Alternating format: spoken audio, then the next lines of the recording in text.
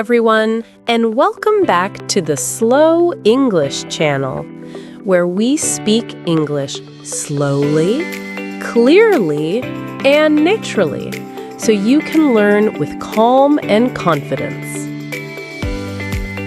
And I'm Peter. I come from the USA.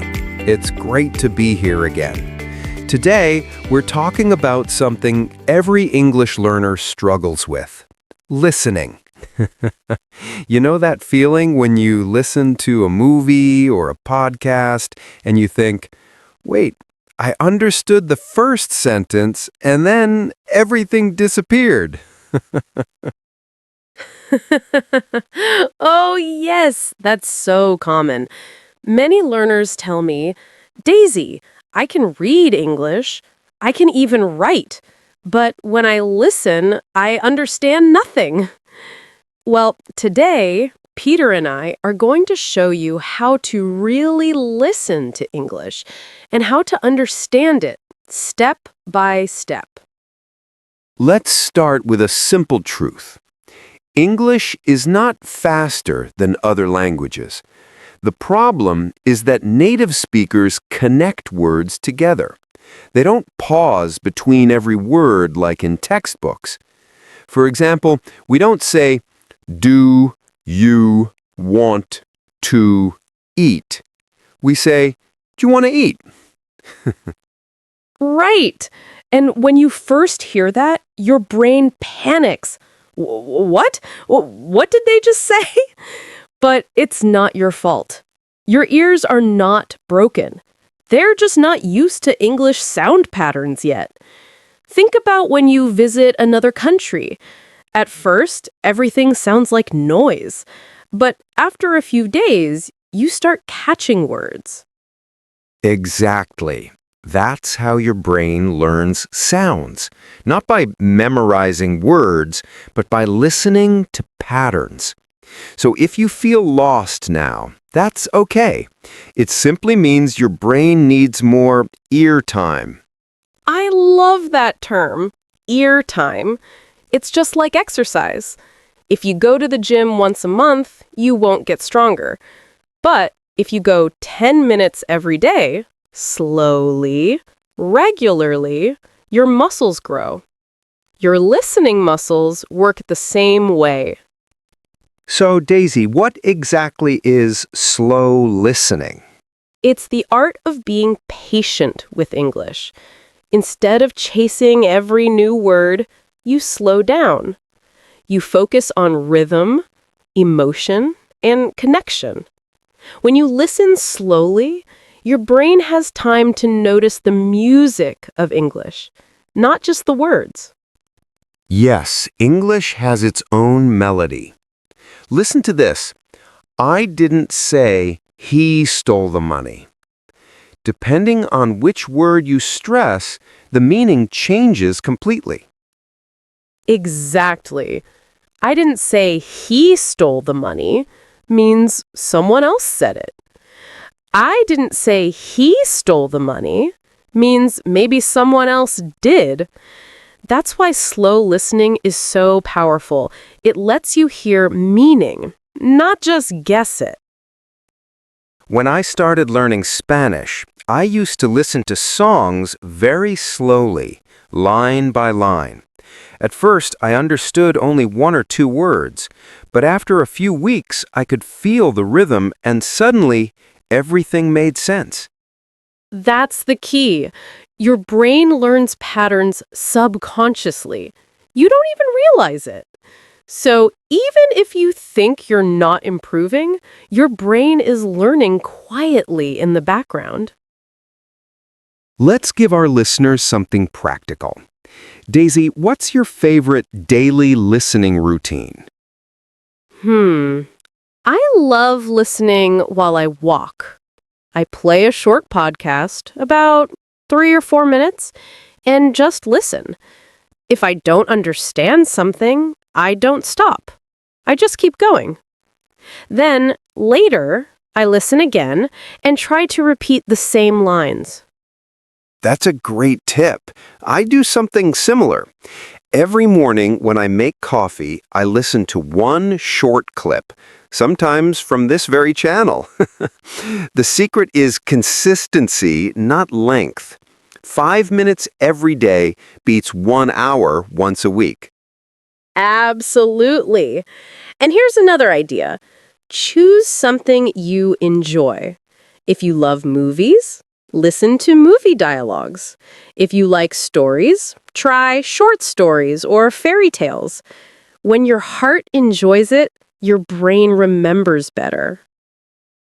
And if you get bored, slow down the video. YouTube lets you set playback speed to 0.75x. That's perfect for training your ears. You'll still hear natural speech, but your brain gets more time to process it. Yes, and later, when you feel ready, switch back to normal speed. It's like learning to ride a bike. Slow at first, then faster as you balance. Now, Daisy, we can't talk about listening without mentioning one of my favorite techniques, shadowing. I knew you'd say that. Yes, shadowing is powerful. It's when you listen to a short piece of audio, pause, and repeat exactly what you hear. The same words, the same rhythm, the same tone. When you shadow, you're not just copying sounds, you're teaching your brain how English feels. Your mouth starts to move in the rhythm of real English. Exactly. I always tell my students, don't aim for perfection, aim for rhythm. You might not pronounce every word perfectly, but if your rhythm sounds right, people will understand you easily. Here's a small example. Say, how are you? Slowly. How are you? Now say it naturally. How you do? And when you shadow real English, you start to feel that difference. And that feeling builds confidence because you're no longer guessing, you know how English should sound. Okay, let's talk about what not to do. Daisy, what's the biggest mistake learners make when practicing listening? I'd say trying to understand every single word. It's like staring at one tree and forgetting to see the forest. When you focus too hard, you block your natural understanding. Yes, I always say, don't translate, imagine. If someone says, I grabbed a coffee before work, don't stop to think, grabbed means took quickly. Just picture it, someone holding a coffee cup. Boom, you understood. Exactly. English is not just words, it's pictures and sounds. When you listen, let your mind paint the story. And another mistake, learners give up too soon. They listen once, don't understand, and think, I'm not good at English. But really, they just need to listen again, maybe 5 times.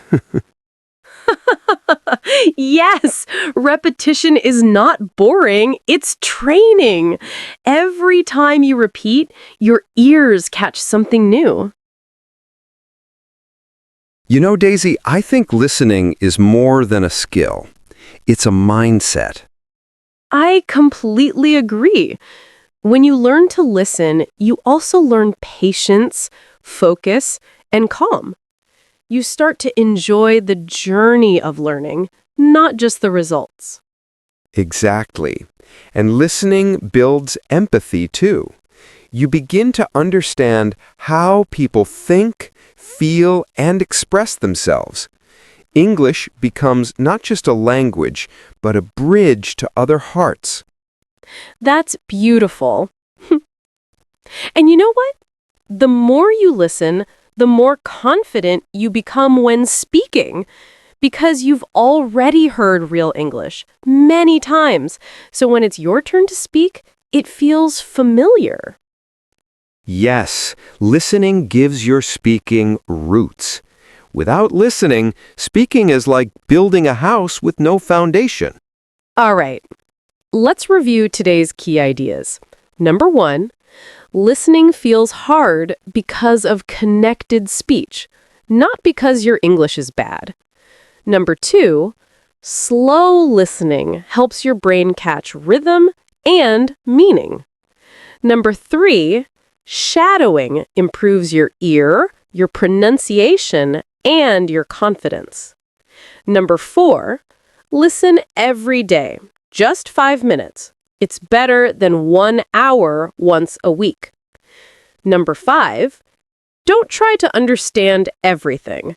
Feel the sound, imagine the story. Perfect summary. And remember, small progress every day becomes big success later. So, if you found today's talk helpful, give this video a like. It really helps our channel grow. And of course, subscribe so you can join us for more slow English conversations every week. We'd also love to hear from you. In the comments, tell us what you find hardest to understand when listening to English. We read every comment, and we're cheering for you. Always remember, learning English is not about speed. It's about connection. Listen slowly, speak clearly, believe in yourself. And one day, you'll smile and realize, hey, I understand everything now. Until next time, keep listening, keep learning, and keep growing. Bye for now, everyone. See you soon on the Slow English channel.